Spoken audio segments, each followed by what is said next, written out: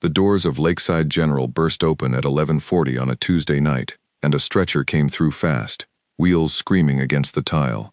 Multiple trauma, 26-year-old male, car versus car, possible internal bleeding, the paramedic shouted, already moving toward the trauma bay. Blood pressure is dropping, we need a doctor now. Nurses scattered into motion, monitors beeped to life. A young resident named Grace Whitfield ran alongside the stretcher, pulling on gloves as she moved, her eyes scanning the patient for the source of the danger. The patient's name was Caleb Young. He was pale, his lips dry, his eyes half open and unfocused. Blood had soaked through the bandage on his side, and his mother, Rosa Young, was screaming his name from somewhere near the entrance, held back by a security guard who looked like he wished he were anywhere else. In the middle of all that noise, almost invisible, a woman in a gray uniform pushed a cleaning cart against the wall to keep it out of the way. She did not look up at the chaos. She did not flinch at the shouting. She simply moved her cart, calm as a held breath, and waited. Her name was Ellie Marsh, and nobody in that hallway knew her last name unless they checked her badge. "I need O negative now," Grace called out, her voice cracking under the pressure. "Someone get me a line in his left arm. It's collapsing." A second-year nurse named Olivia Hart tried twice and missed the vein both times. Caleb's arm jerked weakly. His mother's screaming got louder. The monitor let out a flat, ugly beep that made everyone in the room go still for half a second before scrambling even harder. "Move," Grace said, pushing Olivia aside gently. "I'll do it myself." She missed too. It was a small thing. A vein rolling under skin, gone thin from blood loss. A hand shaking from adrenaline rather than fear. The kind of mistake doctors make 100 times a year, and rarely talk about. But in that moment, with the monitor screaming and a mother crying at the door, it was everything. That was when the cart by the wall stopped moving. Ellie did not say a word. She walked to the supply shelf behind the trauma bay, the one only staff were supposed to touch, and picked up a smaller gauge needle from the back row, the kind used for patients with collapsed veins. She set it on the tray beside Grace's hand and stepped back just as quietly as she had stepped forward. Grace looked at the needle, looked at Ellie. There was no time to ask questions. She used it. The line went in clean on the first try. "Got it," Grace said, breathless, and the room kept moving, kept fighting, kept doing the work that kept a young man alive.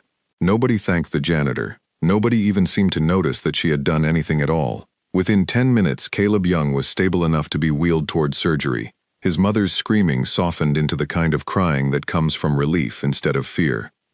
Ellie picked her cart back up and kept moving down the hall, mop bucket squeaking on its wheel, as if nothing had happened. An orderly named Ben Carter caught up to her near the supply closet, grinning the way he always did when he wanted to make a joke out of something he didn't understand. "Hey Marsh," he said, "didn't know you were a nurse on the side." "I'm not," Ellie said. "Then how'd you know which needle to grab? Lucky guess?"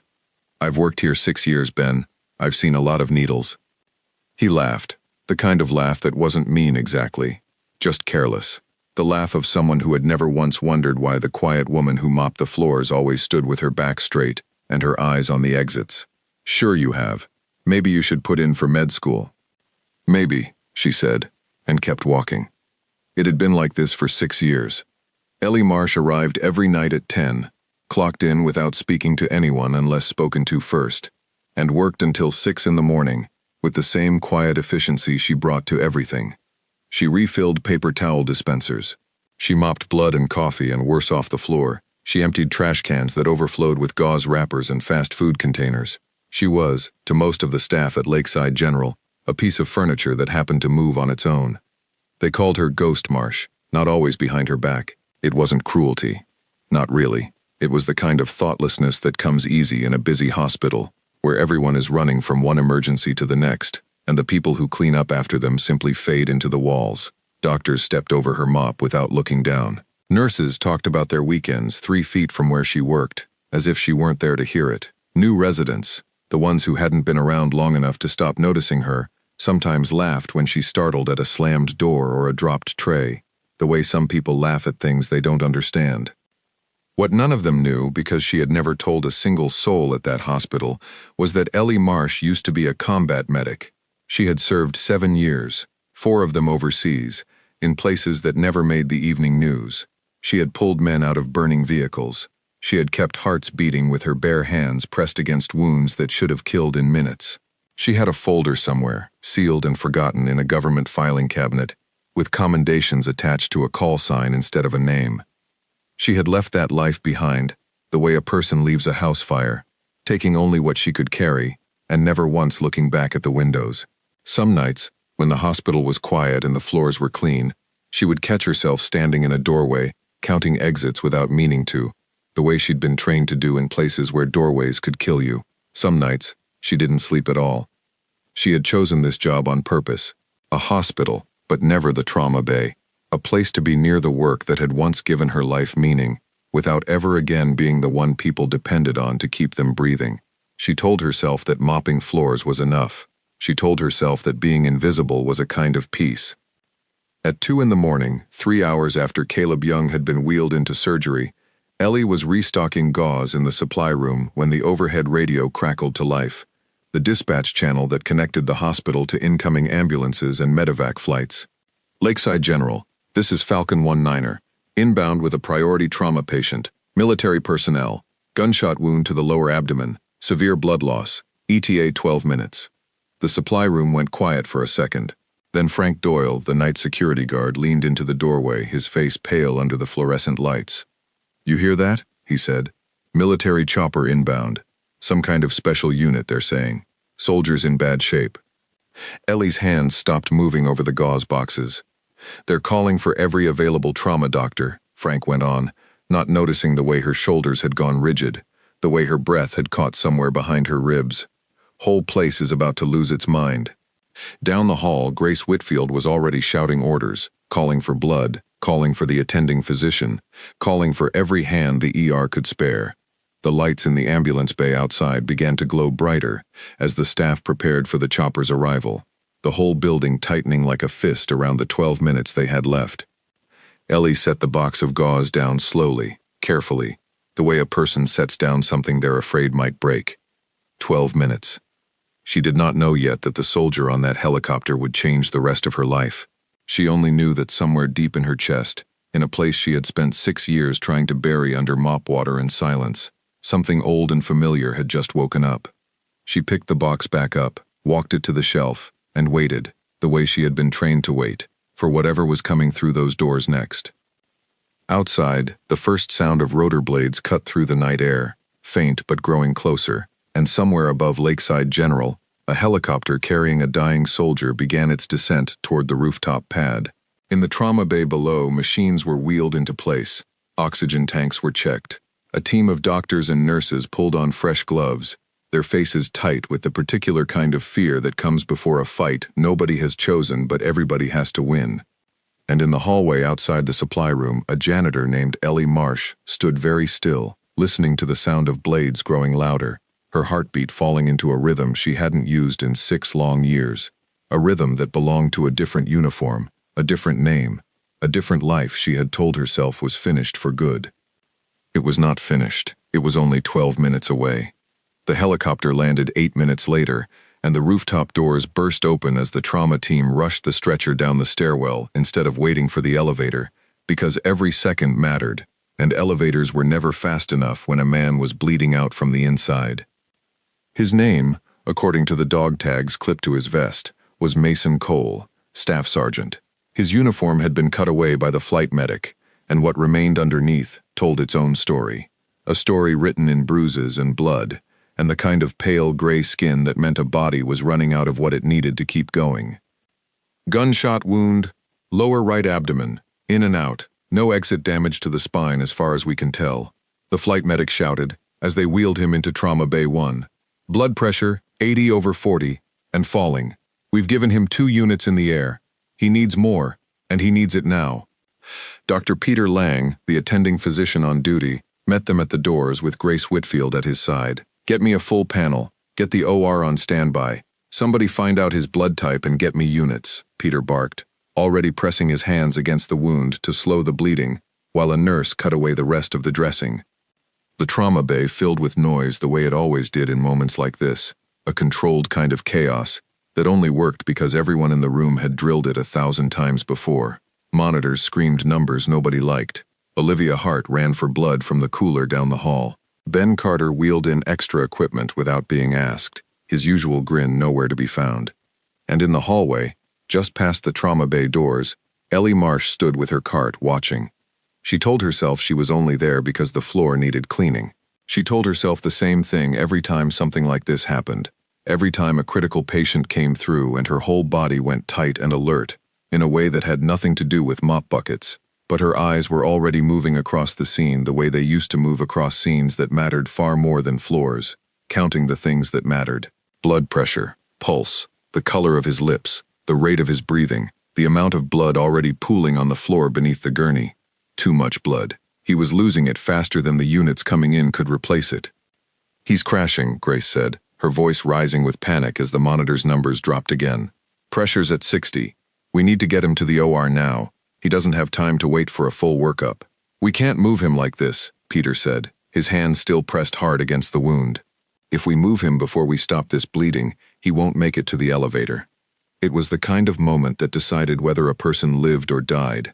The kind of moment where doctors had to choose between two terrible options and hope they chose the one that hurt less.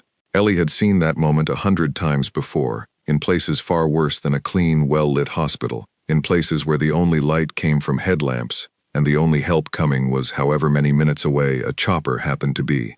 She knew, the way she knew her own heartbeat, exactly what needed to happen next. She also knew she wasn't supposed to be the one to say it. For 6 years she had kept her mouth shut in rooms like this one. She had told herself that her training belonged to a different life, that the woman who used to keep soldiers alive under fire had no business reaching for a stethoscope in a hospital that paid her to mop floors. She had built her whole quiet existence around staying invisible, around never again being the person a dying man's life depended on. But Mason Cole's blood pressure dropped to 58, and something in Ellie's chest cracked open like a door that had been locked for years. She stepped into the trauma bay. "You need to pack the wound before you move him," she said, her voice low but steady. The kind of steady that cuts through panic the way a blade cuts through rope. "Direct pressure isn't going to be enough at this depth. You need gauze packed deep into the wound tract, then pressure on top of that. It'll buy you the time to get him upstairs." Every head in the room turned. Grace stared at her, stunned, gloved hands still hovering over the patient. "Excuse me?" "Pack the wound," Ellie said again, already moving toward the supply shelf, without waiting for permission, the same shelf she had reached for hours earlier, when Caleb Young's vein had collapsed. She pulled a roll of hemostatic gauze, the kind designed for exactly this purpose, and held it out. "This kind. It'll help the bleeding clot faster than regular gauze will." "Who are you to tell us how to treat a patient?" Peter snapped, though his eyes had already gone to the gauze in her hand, to the steady way she held it, to the calm in her face that did not match the apron, and the badge that said her job was cleaning floors.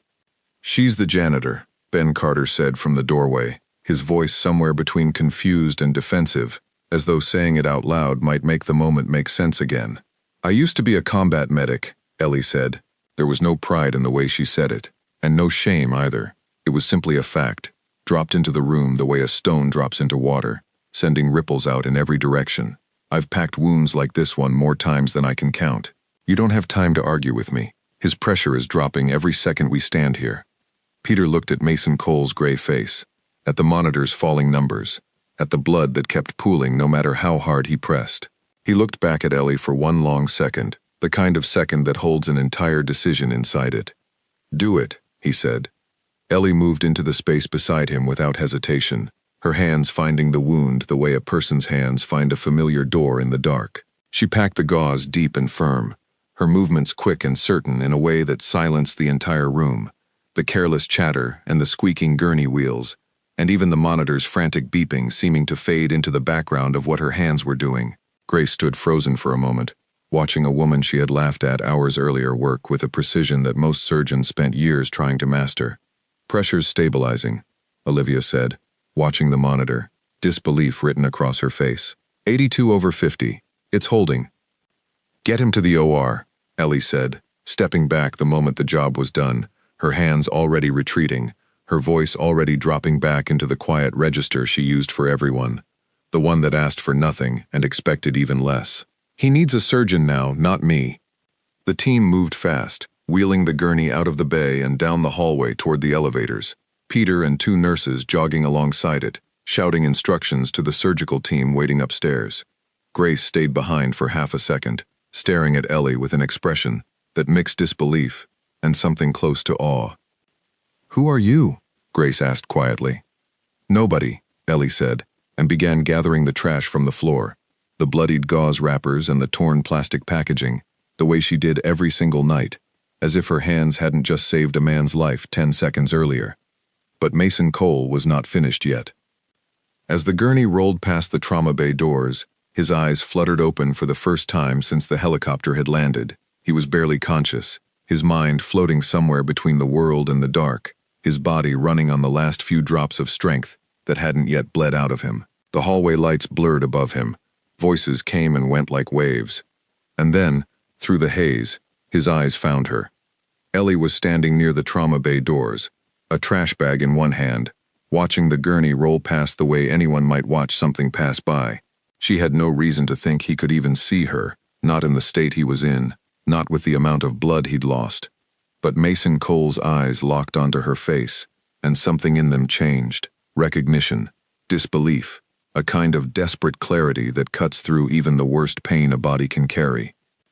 His hand, weak and trembling, tubed with an IV line and streaked with dried blood, lifted off the gurney rail. It rose slowly, fighting against the weight of his own exhaustion, fighting against a body that had every reason to stay still and conserve whatever strength it had left.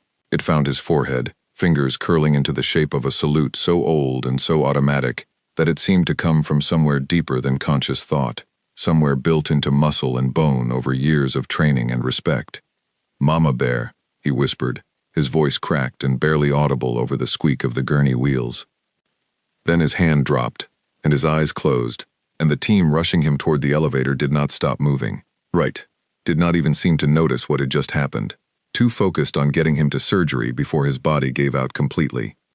But the hallway around Ellie went utterly silent. Grace stood frozen by the trauma bay doors. Olivia had stopped halfway through unwrapping a fresh roll of bandages, her hands still in midair. Ben Carter, leaning against the supply closet with the trash bag he had been about to take from Ellie's hand, simply stared, his mouth slightly open, the joke he had made earlier that night about med school suddenly feeling very far away. Nobody in that hallway understood what they had just witnessed. They only understood that a dying soldier, barely conscious and minutes from surgery, had looked at the woman who mopped their floors and saluted her, like she was someone who mattered more than anyone else in the building. Ellie did not move for a long moment. Her hand, the one holding the trash bag, had gone still at her side. Her face betrayed nothing, the same careful blankness she had worn for 6 years, but her eyes were fixed on the spot where the gurney had disappeared around the corner, where Mason Cole's hand had fallen back to the rail, where a word she hadn't heard spoken aloud in over a decade still seemed to hang in the air. Mama Bear. It was a name she had buried along with everything else, a call sign that belonged to a person she had spent 6 years trying very hard to stop being, and now it had come back to her in a hospital hallway, whispered by a dying stranger who somehow, impossibly, knew exactly who she was. "Marsh," Grace said slowly, finding her voice at last. "What was that? What did he call you?" Ellie looked at the trash bag still in her hand, at the blood still on her shoes from where she had stood beside the gurney, at the faces of people who had known her for 6 years and had never once asked her a real question about who she was. "I need to finish my shift," she said quietly, and turned away, leaving the question hanging in the air behind her, unanswered, the way she had left so many questions unanswered for so long. But she could not unhear it. She could not undo the way her chest had tightened at the sound of her old call sign, or the way her hands, steady through 100 quiet nights of mopping floors, had trembled just slightly as she walked back toward the supply closet. Somewhere upstairs, a team of surgeons was fighting to keep Mason Cole alive, and somewhere inside Ellie Marsh, a door she had kept locked for 6 long years had just been blown wide open, and there was no way left to close it again. By 6 in the morning, when Ellie's shift ended and the sun was just beginning to color the parking lot outside Lakeside General, the story of what had happened in Trauma Bay 1 had already traveled through every department in the building. Nurses who had not been anywhere near the emergency room that night somehow knew about the salute before their coffee had finished brewing. A doctor in radiology mentioned it to a technician in the cafeteria line. By the time the day shift clocked in, half the hospital was asking the same question that nobody could answer. Who was Ellie Marsh? Grace Whitfield had not gone home. She sat in the small windowless office she shared with two other residents, a cup of cold coffee at her elbow, staring at a hospital personnel file that told her almost nothing. Ellie Marsh, hired 6 years earlier through a cleaning contractor, no listed emergencies contacts beyond a post office box, no notes, no complaints, no compliments, nothing but 6 years of perfect attendance, and a quiet line at the bottom that read simply, prior military service, details not provided. It was the kind of file that told you more by what it left out than by what it included. Grace had seen a lot of strange things in her 3 years as a resident, but she had never seen a janitor pack a gunshot wound with the calm precision of a trauma surgeon, and she had certainly never seen a half-conscious patient salute a member of the cleaning staff like she outranked the entire hospital. She closed the file and rubbed her eyes, trying to make sense of a night that refused to make sense. A knock interrupted her thoughts. Diane Whitlock, the hospital's administrator, stood in the doorway, her arms crossed, her expression the particular kind of tight that came whenever something happened at Lakeside General that she had not personally approved. I need to understand what occurred in Trauma Bay. One last night, Diane said, stepping into the office without waiting to be invited. I have 3 different versions of the story already, and none of them make any sense to me. A member of our custodial staff helped stabilize a critical patient before he went into surgery, Grace said carefully. She packed the wound. It worked. The patient is alive because of it. She is not a licensed medical professional, Diane said. Do you understand what that means for this hospital if something had gone wrong? If a janitor had touched that patient and he had died, we would be looking at a lawsuit that could close this building's doors for good. I don't care how it turned out. It cannot happen again. With respect, Grace said. It worked. She knew exactly what she was doing. Better than I did, honestly. Diane's jaw tightened. Where is she now? Her shift ended at 6. She's probably already gone. Then I want her in my office the moment she clocks in tonight, Diane said. I want to know who this woman is, and I want to know why a soldier who has never met her, as far as any of us are aware, called her by some kind of code name, and saluted her like she was his commanding officer. Because right now, Dr. Whitfield, I have a member of my custodial staff who appears to have a secret, and secrets in a hospital make me very nervous. She left without waiting for a response, her heels clicking sharply against the tile floor, and Grace sat alone in the small office for a long moment, staring at the closed file on her desk, the one with so little written in it and so much left unsaid. What Diane Whitlock did not know, and what Grace was only beginning to suspect, was that the truth sitting inside that thin personnel file was far bigger than anything a hospital review board could prepare for. Ellie Marsh had not gone home, not yet. She sat in her car in the far corner of the parking lot, the engine off, her hands resting on the steering wheel, staring straight ahead at nothing in particular. The sun had fully risen now, casting long shadows across the rows of parked cars, and somewhere inside the hospital behind her, Mason Cole was lying in a recovery room after 6 hours of surgery that had saved his life by what the surgical team had called the narrowest of margins. She had told herself 100 times over the years that the past did not follow people, that a person could close a door behind them and simply walk forward, building a new life out of silence and routine, until the old one stopped mattering. She had believed it, mostly, for 6 quiet years. But a single word, whispered by a dying man in a hospital hallway, had proven her wrong in less time than it took to say it. Mama Bear. She had earned that call sign 11 years earlier, in a place far from anything resembling a hospital hallway, a place where medical supplies came in backpacks instead of supply closets, and where the difference between a person living and dying often came down to how fast her hands could move and how steady her voice could stay, while the world around her fell apart. She had carried that name with something close to pride once, back when she still believed that the work she did mattered enough to be worth the cost it asked of her.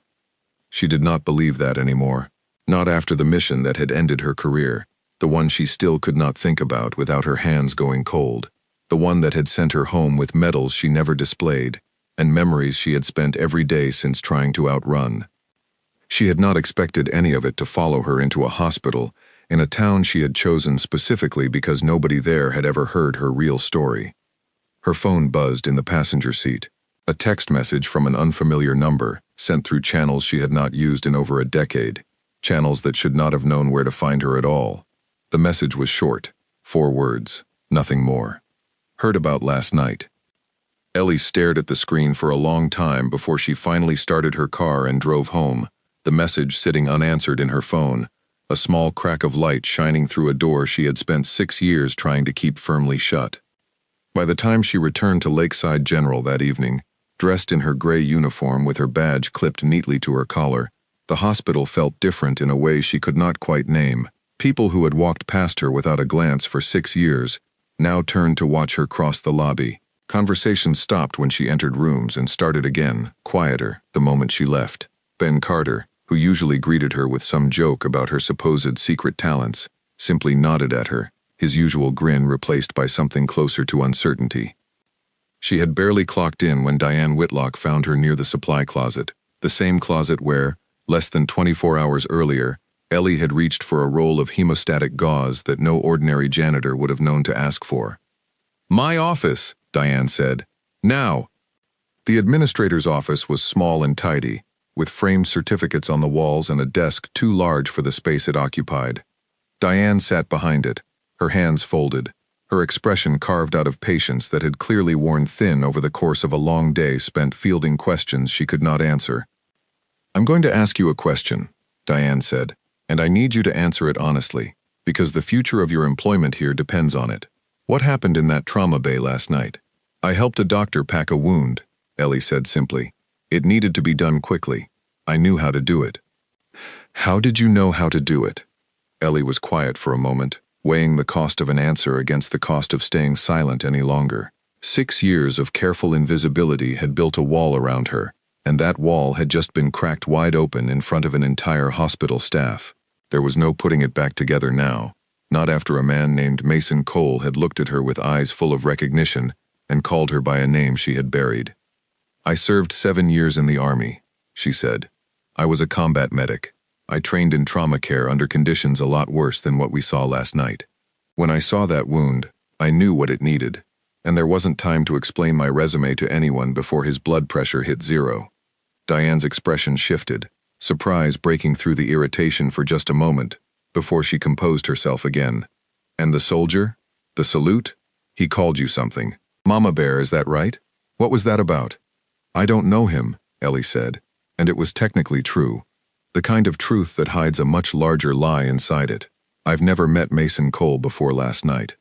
It was not the whole story, and they both seemed to sense it, but Diane did not push further, not yet. She studied Ellie for a long moment, taking in the calm, unreadable face, the straight posture, the steady hands folded in her lap, all the small details that had somehow gone unnoticed by an entire hospital staff for 6 years. "This cannot happen again," Diane said finally. "I don't care what your training is. You are employed here as custodial staff, not as a medical professional, and if you touch another patient without proper authorization, I will have no choice but to terminate your employment, regardless of how things turned out last night. Do you understand?" "I understand," Ellie said. "Good. You're dismissed." Ellie left the office without another word, her face giving away nothing of what she felt, though something in her chest had tightened at the threat. A small, cold fear that had nothing to do with losing a paycheck and everything to do with losing the one quiet life she had managed to build for herself. She did not know yet that the threat from Diane Whitlock would soon become the smallest of her problems. 2 days later, a man in a sharply pressed uniform walked through the front doors of Lakeside General and asked the receptionist for directions to the recovery ward, his voice carrying the particular weight of someone used to being obeyed without question. His name tag read Colonel Walter Briggs, and the insignia on his shoulder made it clear he had not traveled across 3 states simply to check on a patient's recovery. He was there to find out exactly who had saved Staff Sergeant Mason Cole's life, and why that person's name, when he had run it through channels available only to a man of his rank, had returned a file that should never have surfaced again. A file belonging to a medic the Army had once called Mama Bear, a woman who had vanished from their records 11 years earlier, under circumstances that very few people were ever told the full truth about. Colonel Briggs walked the hallways of Lakeside General with the calm, deliberate steps of a man who had found exactly what he was looking for, And somewhere on the other side of the building, mopping a floor that no longer felt as quiet as it once had, Ellie Marsh had no idea that her past had just walked through the front door behind her. Colonel Briggs found Grace Whitfield before he found Ellie, choosing the slower, more careful path of a man who understood that information gathered quietly was always more reliable than information demanded loudly. He introduced himself in the hallway outside the recovery ward, his manner polite but unmistakably formal, the kind of formality that made it clear he was not simply visiting a wounded soldier out of courtesy. "I understand. A member of your staff assisted in stabilizing Staff Sergeant Cole the night he arrived," he said. "I'd like to speak with her if that's possible." "She's not on shift until tonight," Grace said, studying him carefully. "Can I ask what this is about? She's already had one uncomfortable conversation with our administrator this week." "I imagine she has," Briggs said, something close to sympathy passing briefly over his face. "I'm not here to cause her trouble, Dr. Whitfield. I'm here because the Army takes very good care of its own, even the ones who left a long time ago, especially the ones who left a long time ago." He did not explain further, and Grace did not press him, though the words sat with her for the rest of the day, turning over slowly in her mind as she moved between patients, a puzzle she could feel the shape of without yet seeing the whole picture.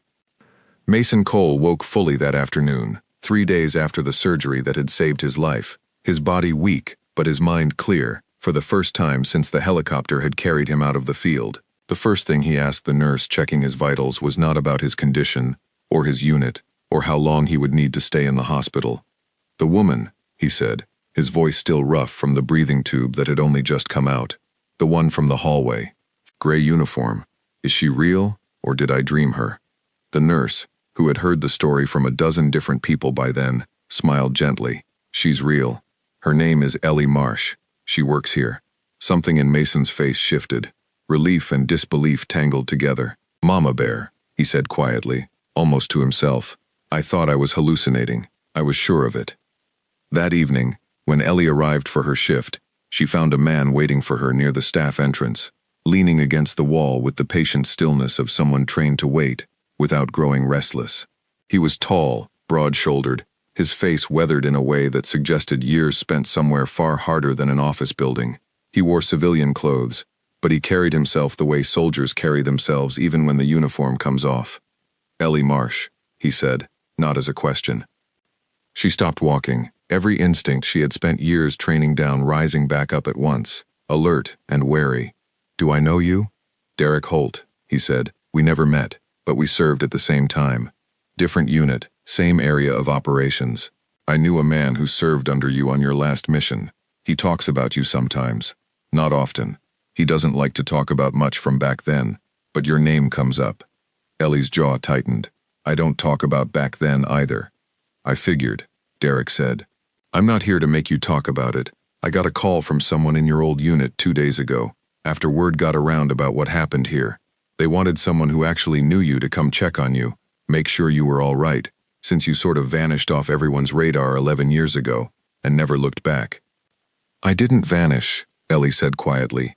"I left. There's a difference." "There is," Derek agreed. "But leaving and disappearing can look the same from the outside, especially when the people who cared about you never got a chance to say goodbye." Something in Ellie's carefully guarded expression cracked, just slightly, just enough for Derek to see it before she pulled it back into place. "How is he?" she asked. "Cole. Awake. Talking. Asking for you, from what I hear." Derek studied her for a moment. "He says you saved his life twice, once 11 years ago, and once a few nights back. He's not wrong, is he?" Ellie did not answer, but the silence said enough. "You don't owe anybody an explanation," Derek said. "I'm not here to drag your story out into the open if you don't want it out there. But that young man upstairs has been carrying your name around for over a decade like it means something to him. Might be worth letting him say whatever it is he's been wanting to say."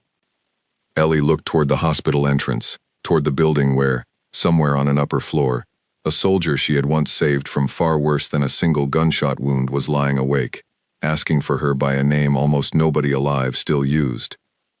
"I have a shift to start," she said. "I know," Derek said. "I'll be around. Take your time." She walked into the building without looking back, but her hands, steady through 6 years of quiet nights, were trembling again by the time she reached the locker room, The way they had trembled in the hallway 3 nights earlier. The way they had not trembled, she realized with a small, distant shock, during the actual emergency itself. It was only afterward, in the silence, that the past ever managed to catch up with her.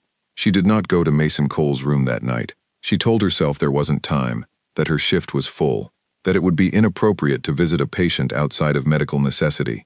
She told herself a dozen small, reasonable things, and none of them were the real reason, which was simply that she was afraid of what it would mean to look him in the eye and let 11 years of silence finally end. She got her chance to put it off only a little longer, because halfway through her shift, the ER erupted into chaos again. A delivery truck had jackknifed on the highway outside town, sending a smaller car spinning into the guardrail, and within 20 minutes, 3 new patients were being wheeled through the doors of Lakeside General at once. A fractured arm, a head injury, and a young woman with a crushed lower leg, whose blood pressure was already dropping by the time the paramedics got her onto the gurney. The ER, already short-staffed from the earlier chaos surrounding Mason Cole's case, scrambled to handle all 3 at once. Grace Whitfield took the head injury, Peter Lang took the fractured arm. The young woman with the crushed leg, whose name was called out as Lily Hartman, was wheeled into Trauma Bay 2, with Olivia Hart struggling alone to keep her stable, while the rest of the staff were occupied elsewhere. "I need another set of hands in here," Olivia called out, panic edging into her voice as Lily's blood pressure dropped further, the leg wound bleeding faster than the bandages could absorb. "Somebody, please. I can't do this alone." Ellie was 3 doors down, restocking a supply cart, and for half a second she hesitated, Diane Whitlock's warning ringing clearly in her memory. "If you touch another patient without proper authorization, I will have no choice but to terminate your employment." Then she looked at Lily Hartman's face, pale and frightened and barely conscious, and the choice stopped being a choice at all. She moved into the trauma bay without a word, taking up position on the opposite side of the gurney from Olivia, her hands already finding the wound, assessing the damage with the same quiet, practiced speed she had shown 3 nights earlier. The leg was badly broken, the bone visible beneath torn skin, blood flowing too fast and too dark. "Tourniquet," Ellie said, already reaching for one on the supply cart. "High and tight, above the wound. We stop the bleeding first, splint comes after." "You heard what Whitlock said," Olivia said, even as she helped Ellie position the tourniquet, her hands shaking, but following Ellie's lead without question. "If she finds out you did this again, she can fire me after the patient is stable," Ellie said simply, tightening the tourniquet with practiced precision until the bleeding slowed to a trickle. Not before. By the time Peter Lang finished setting the fractured arm in the next bay and rushed over to help, Lily Hartman's bleeding had been controlled, her vitals had stabilized, and she was breathing easier, her frightened eyes finding Ellie's face and holding there with the particular gratitude of someone who has just watched a stranger pull them back from somewhere very dark. "Thank you," Lily whispered. Ellie squeezed her hand once, gently, and stepped back to let the doctors take over, the way she always did, fading back into the role of someone whose job was simply to clean up afterward. But this time, when she turned around, Diane Whitlock was standing in the doorway of the trauma bay, having arrived just in time to see exactly what had happened. The administrator's face was unreadable for a long moment, caught somewhere between the policy she had laid down 2 days earlier and the plain, undeniable fact that a woman now lay stable on a gurney who might not have survived the wait for proper medical staff. "My office," Diane said, her voice tight. "Tomorrow morning, 8 o'clock sharp." She turned and walked away without waiting for a response, and Ellie watched her go, already preparing herself for the conversation that was coming, the one that might finally cost her the quiet, careful life she had spent 6 years building inside these walls. It was Grace who found her afterward, in the small break room where Ellie sat alone with a cup of vending machine coffee she wasn't drinking, staring at nothing in particular. "You saved her life," Grace said, sitting down across from her. "Lily Hartman. The leg wound was bad enough that she could have bled out before any of the rest of us got free. You knew exactly what to do." "I know," Ellie said. "Why do you keep pretending you're just a janitor, when you're clearly one of the best trauma medics I've ever watched work?" Ellie wrapped both hands around the paper cup, the warmth doing little to steady the cold feeling that had settled in her chest since Diane's office door had closed behind the administrator. "Because the last time I was that person, full-time, with a uniform and a title, and people depending on me to keep them alive. I lost someone I couldn't save, and I decided I wasn't strong enough to carry that risk again. Mopping floors doesn't ask anyone to trust me with their life. It's safer. For everyone. Grace was quiet for a moment, absorbing the weight of what Ellie had just admitted, the first real piece of the truth she had offered anyone at Lakeside General in 6 long years. For what it's worth, Grace said gently, you didn't lose Mason Cole, and you didn't lose Lily Hartman tonight. Maybe it's worth asking yourself how many people you've actually saved by staying close to this work, even from the sidelines. Ellie did not answer, but she did not look away either, and for the first time in a very long time, the silence between them did not feel like a wall. It felt like the beginning of a door, slowly, carefully, starting to open.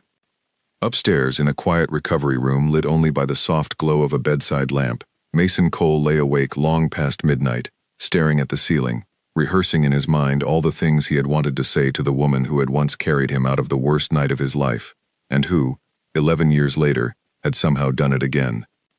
He did not know yet that tomorrow, finally, she would walk through his door. The meeting in Diane Whitlock's office began at 8 o'clock sharp, exactly as promised, and Ellie arrived 5 minutes early, dressed in her gray uniform, her badge clipped neatly to her collar, prepared for whatever decision was waiting for her on the other side of that closed door. What she had not expected was to find Colonel Walter Briggs already seated across from Diane's desk, along with Grace Whitfield standing quietly near the window, and a third person Ellie had not met, a woman in a sharp business suit who was introduced simply as a member of the hospital's board of directors. "Please sit," Diane said, her tone carefully neutral in a way that gave away nothing about which direction this meeting was headed. Ellie sat, her spine straight, her hands folded in her lap, the same posture she had carried through 6 years of quiet nights, and through 3 days of sudden, unwelcome attention. "I want to start by saying I have reviewed the events of the past several days very carefully," Diane began. "Twice now, a member of our custodial staff has provided unauthorized medical intervention to patients in this emergency room. Twice, that intervention appears to have directly contributed to a patient surviving a critical injury. I have spoken with our legal department, I have spoken with our board, and before we discuss anything further, Colonel Briggs has asked to share some information with us that I believe is relevant." Briggs leaned forward slightly, his eyes settling on Ellie with an expression that held none of the suspicion she might have expected, only something closer to quiet respect. 11 years ago, he said, a combat medic serving under the call sign Mama Bear led an extraction effort that pulled 4 wounded soldiers out of a collapsed position under hostile conditions, working for nearly 40 minutes without backup, without proper supplies, and without rest, until every one of those men made it out alive. One of those men was a 19-year-old private who had just watched his squad leader die in front of him, and who was certain, by his own account, that he was about to die as well. That private's name was Mason Cole. The room went very still. "That medic," Briggs continued, "was recommended for one of the highest honors this country offers to its service members. She declined the recognition before it could even be processed, and requested an early discharge less than 3 months later. The Army does not forget people like that, Ms. Marsh. Even when they ask us to, we simply respect their right to leave quietly, as you did." Ellie's hands had gone very still in her lap. "I didn't ask you to come here and tell my story for me." "No," Briggs agreed, "and I won't tell more of it than this room needs to hear. But I think it's worth saying plainly, in front of the people deciding your future at this hospital, that you are not a janitor who got lucky twice with a needle and a bandage. You are one of the most capable trauma medics this country has produced in the last 20 years. And the fact that you chose to spend the last 6 of those years quietly mopping floors instead of taking credit for that is, frankly, your business and nobody else's." Diane Whitlock sat back slowly in her chair, processing the weight of what had just been said, the careful policy language she had prepared for this meeting, suddenly feeling small against the scale of the truth sitting in front of her. "I think," the board member said quietly, speaking for the first time since the meeting had begun, "that this hospital has a decision to make. We can continue treating Ms. Marsh as a liability to be managed, or we can recognize what she actually is, which is an enormous asset that has been hiding in plain sight, doing more good for this building than most of us realized." "With respect," Grace added from her place by the window, "I've worked alongside surgeons with 20 years of experience who don't move with the kind of certainty she showed in that trauma bay, twice, under pressure, while technically not even being allowed to touch a patient. Diane was quiet for a long moment, studying Ellie across the desk, the same woman who had startled at slammed doors and counted exits without seeming to notice she was doing it, the same woman whose personnel file had told almost nothing of the truth sitting inside her. "I'm not going to terminate your employment," Diane said finally, "but I also don't think continuing to employ you as custodial staff, given everything we now know, serves either you or this hospital particularly well. I'd like to offer you a different position, a formal role on our trauma team, fast-tracked through whatever certification process your military training allows us to expedite. You would be paid accordingly. You would be recognized for the work you're already doing, whether we acknowledge it or not." Ellie sat with the offer for a long moment, feeling the weight of it settle over her. 6 years of careful invisibility, suddenly standing at the edge of a door she had built specifically to keep closed. "I need to think about it," she said quietly. "Take whatever time you need," Diane said, and there was something almost gentle in her voice now, a far cry from the sharp warning she had delivered just 2 days earlier. "But please know that the offer isn't going anywhere." The meeting ended not long after, and as the others filed out of the office, Colonel Briggs lingered by the door, waiting until the room had emptied before speaking to Ellie alone. "For what it's worth," he said, "nobody back home ever stopped wondering what happened to Mama Bear. We just respected that you needed to disappear for a while. Don't let what happened back then convince you that the work itself was the mistake. The work was never the mistake."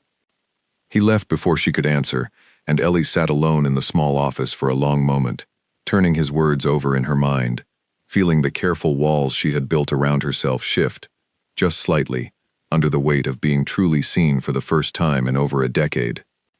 She found Mason Cole's room an hour later, having finally run out of reasons to put it off any longer. He was sitting up in bed when she arrived, color back in his face, his eyes alert and clear in a way they had not been the night the helicopter brought him in. "You came," he said, a small, tired smile breaking across his face. "I should have come sooner," Ellie admitted, standing awkwardly near the doorway. The careful composure she carried through every shift, suddenly harder to hold on to in this quiet room. "You're here now," Mason said. "That's what matters." She crossed the room slowly and sat in the chair beside his bed, the same chair where dozens of worried family members had sat over the years, watching machines and waiting for good news. It felt strange to sit there now, on the other side of a story she had spent so long trying to forget. "I never got to thank you," Mason said. 11 years ago.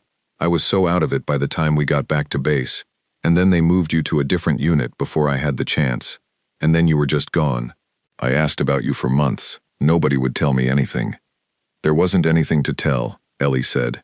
"I left. That's all there was."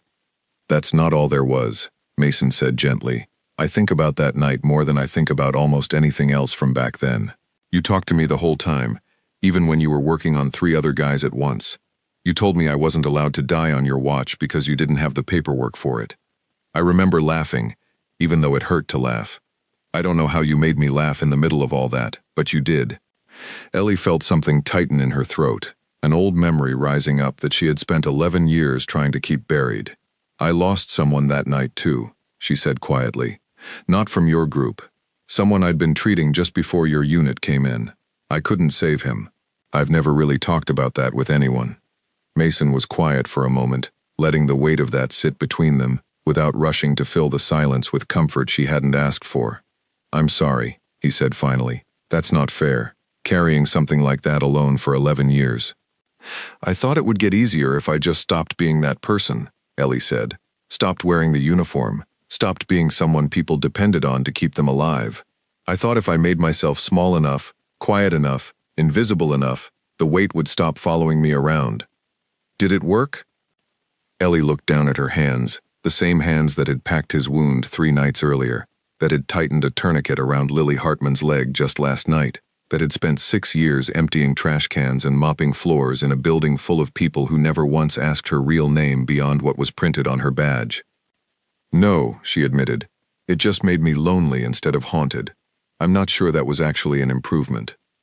Mason reached over slowly, his hand still weak from days of recovery, and rested it gently over hers.